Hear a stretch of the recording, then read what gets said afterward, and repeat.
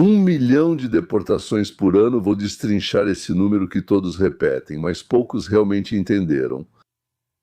Você vai ver por que esse número não é uma meta, mas uma armadilha e por que ele mesmo vai se revelar. Assim que você entender a aritmética simples por trás disso, não vai mais conseguir ouvir a palavra milhão do mesmo jeito que ouvia antes. Em seguida, explico por que apenas os falantes de russo ficaram assustados, e não todos os nossos migrantes. Com vocês estão os vizinhos aí em Brighton, São Francisco, Los Angeles, aqueles que se consideravam bons, corretos, em situação legal. Vocês vão entender por que justamente o sentimento de segurança deles foi o primeiro a desmoronar e por que fazer tudo conforme a lei deixou de ser uma proteção. A administração afirma que, primeiramente, apenas criminosos, conforme a lei, são expulsos do país, sendo mandados embora sem consulta. E também criminosos que fizeram algo ilegal, seja no país de onde vieram, seja já aqui nos Estados Unidos da América. Eu, pessoalmente, sou a favor de expulsar todos que enganaram o país e, como resultado desse engano, acabaram aqui. Mas entendo que, politicamente, é mais conveniente e bom dizer que estamos em primeiro lugar, atrás daqueles que cometeram assassinato, estupro, grandes roubos e coisas do tipo. Ou seja, além de ter vindo para cá sem permissão, de jeito nenhum é um cidadão obediente à lei. E o terceiro ponto é justamente o motivo pelo qual estou fazendo este episódio. Eu vou responder a pergunta que deixa todo mundo confuso. Por que a aprovação do Trump em relação à imigração, que era um dos seus pontos mais fortes, caiu? E por que os próprios republicanos e independentes começaram a se afastar dele? Uma dica, a questão não é que ele fez pouco demais, mas sim que a máquina em algum momento parou de escolher. E mais perto do final, eu vou mencionar uma consequência dessa política sobre a qual, bem, quase ninguém fala, e por causa da qual eu acho, no Kremlin, sim, no Kremlin, não em Washington, esfregam as mãos em silêncio, mas tudo a seu tempo. Se você está interessado, não em quem foi expulso, mas em como funciona a lógica que decide quem exatamente deve ser detido, então, agora sobre isso, e amanhã falaremos sobre a licença. Vamos começar com os números. Então, 1 milhão por ano soa como determinação, não é? Como colocar ordem nas coisas. E sabe contra o que realmente ninguém discute aqui? Contra a expulsão daqueles que entraram no país ilegalmente. Isso não é tirar algo de alguém, é restaurar a ordem. Criminosos, aqueles que violaram a lei, devem ser deportados. A maioria dos americanos concordava com isso. E entre nós, qualquer pessoa sensata concordaria com isso. Nem todo mundo é sensato, mas qualquer pessoa sensata concordaria. Mas agora vem a matemática, aquela mesma que muda tudo. Para deportar 1 milhão de pessoas por ano, simplesmente não há criminosos suficientes. Eles não existem em tal quantidade, não tem tantos assim, certo? Você diz que estão expulsando. No momento, criminosos graves, criminosos realmente sérios entre os ilegais, são, 90 mil, talvez 70 mil, talvez 100 mil. Mas o plano é 1 milhão. De onde vão tirar os outros 900 e tantos mil criminosos? E é aí que termina a deportação dos criminosos. E começa o motivo pelo qual estamos aqui, quando a agência tem uma cota, 3 mil pessoas por dia. Esse é realmente o número que o AIS tem. Ele para de procurar o culpado, ele começa a procurar quem é mais fácil de pegar. São objetivos completamente diferentes. São pessoas totalmente diferentes. Eu, claro, digamos assim, não quero, como se diz, ligar uma coisa à outra, ou fazer analogias. Mas na época de Iosif Potanin, Stalin, havia uma quantidade de cidadãos em cada região que precisava ser capturada e presa. Lá isso era feito com outro objetivo, ou seja, manter a população em estado de terror constante. Mas ao mesmo tempo sem prejudicar a capacidade de produzir tanques, aviões e outras coisas muito necessárias para o governo. Então, lá havia cotas que levavam ao fato de que no final do mês faltavam, digamos, algumas pessoas. Eles saíam para a rua e pegavam quem encontrassem. E só depois inventavam acusações para eles. Quem fosse pego, depois era investigado. Aliás, para você saber, um detalhe interessante. Ou seja, Nikita Sergeyevich Khrushchev escrevia constantemente cartas para Stalin pedindo permissão para prender, encarcerar e fuzilar mais pessoas. Ele escrevia essas cartas o tempo todo. Então veja, na dupla Stalin-Khrushchev, acontece que Stalin era muito mais humano. Ele prendia e matava exatamente o necessário, o suficiente para intimidar o povo. Mas Khrushchev sugeria mais, porque achava que era uma atividade muito interessante, útil e envolvente. Quero dizer, torturar e fuzilar pessoas. Sim, claro, né, os objetivos não são os mesmos na União Soviética e aqui, mas os problemas desse tipo de abordagem permanecem. Estou falando apenas da abordagem. Se, digamos, você é o chefe de algum departamento, sim, de uma empresa ou algo assim, e você precisa prender e expulsar até o final do trimestre 1.000 pessoas. Então, o trimestre termina e você só tem 750. O que você faz?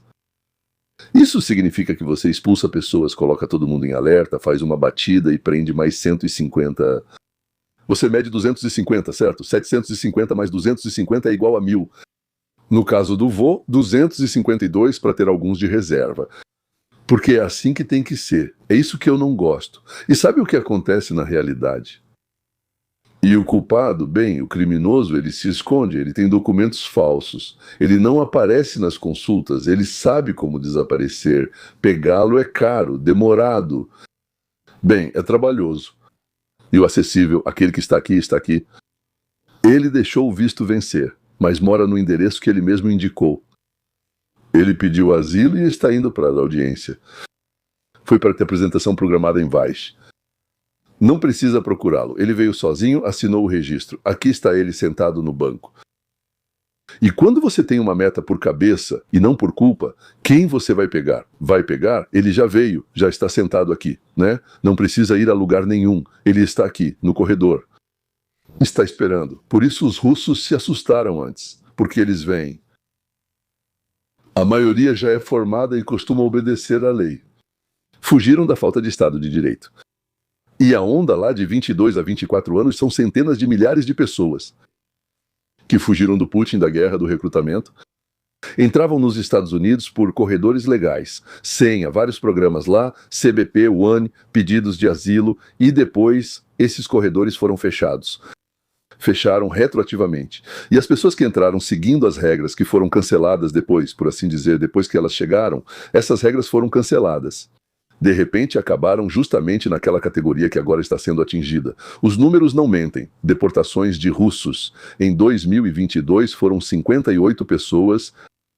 Então, em 2023 foram 222. Um pouco mais, sim. Em 2024, 455.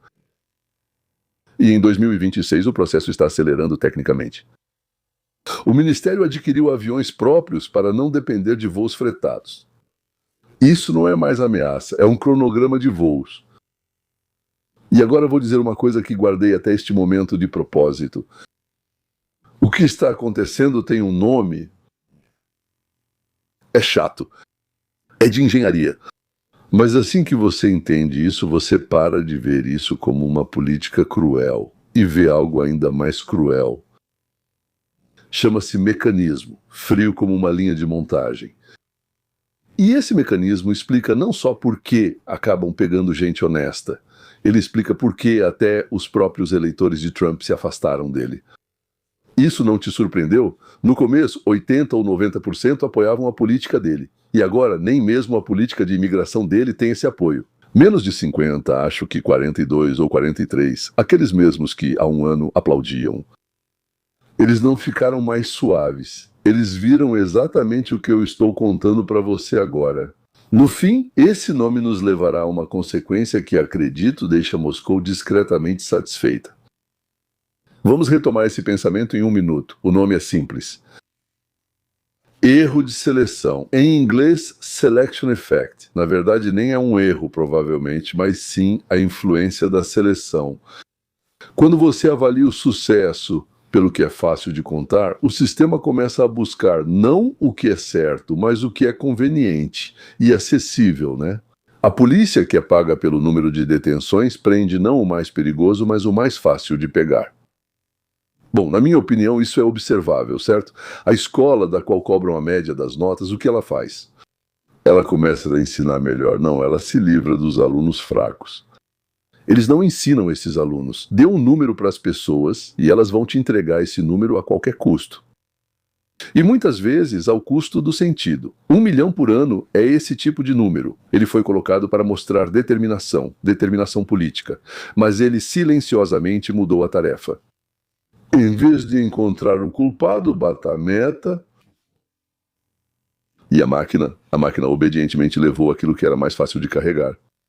Não um criminoso, mas um pai de família no estacionamento do trabalho.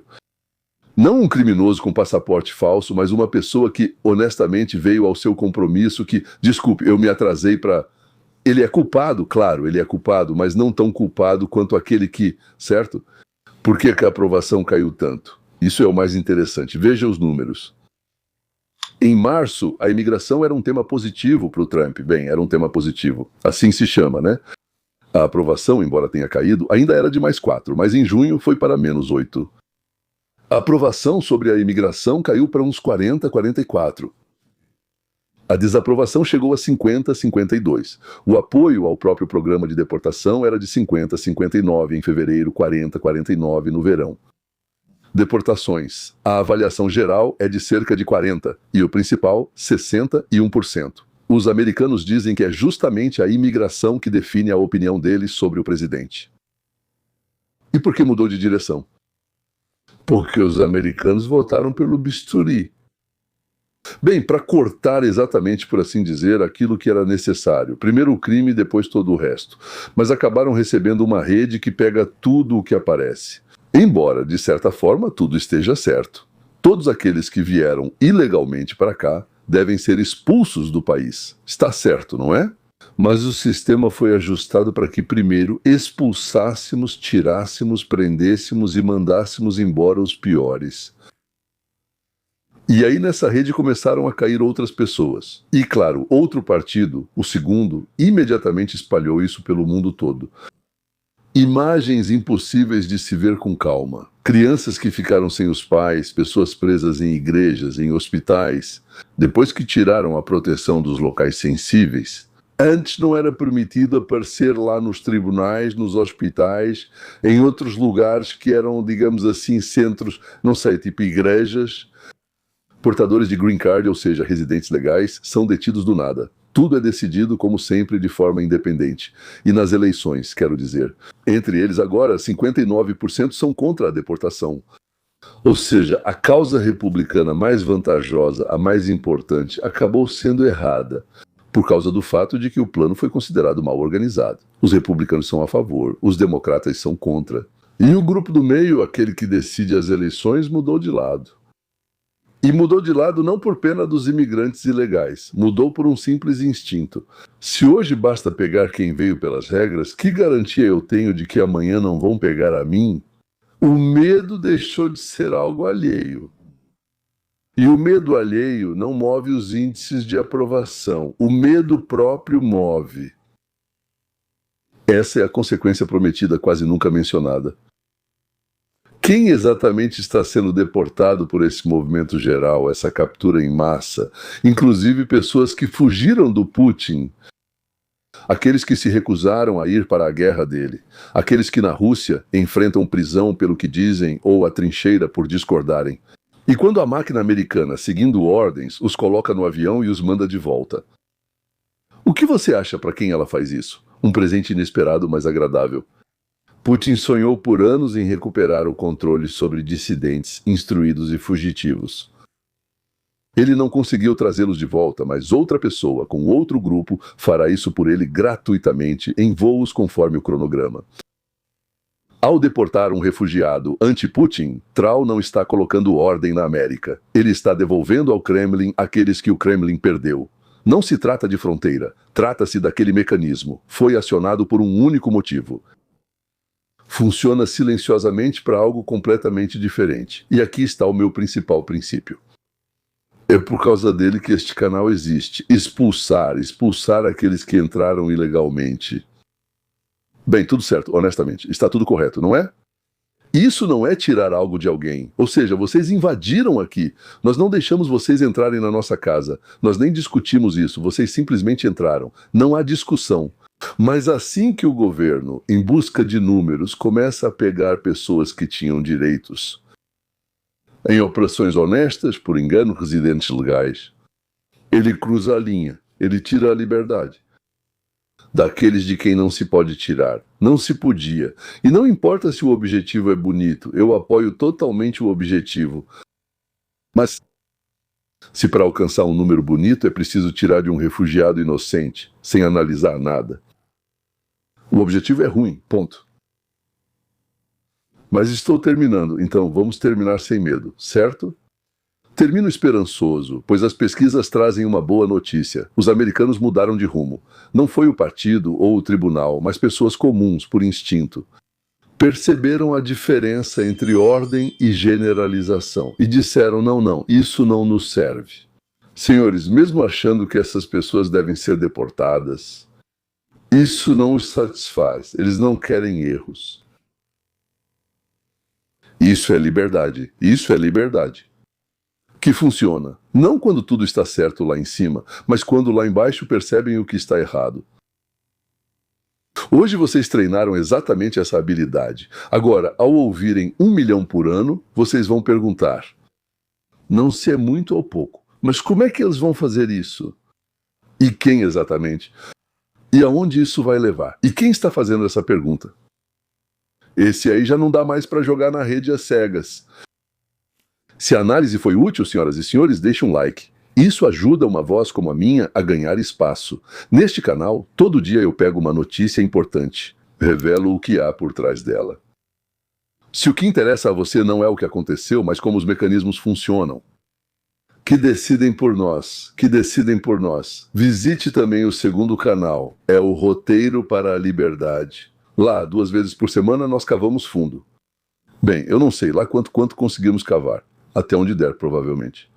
Para aqueles que gostam de pensar, no próximo episódio, numa grande questão: é possível, afinal, estabelecer uma meta por número de pessoas para o Estado? Bem, ou algo assim. E por que qualquer número, mais cedo ou mais tarde, começa a pegar o honesto em vez do culpado? O link está na descrição do vídeo.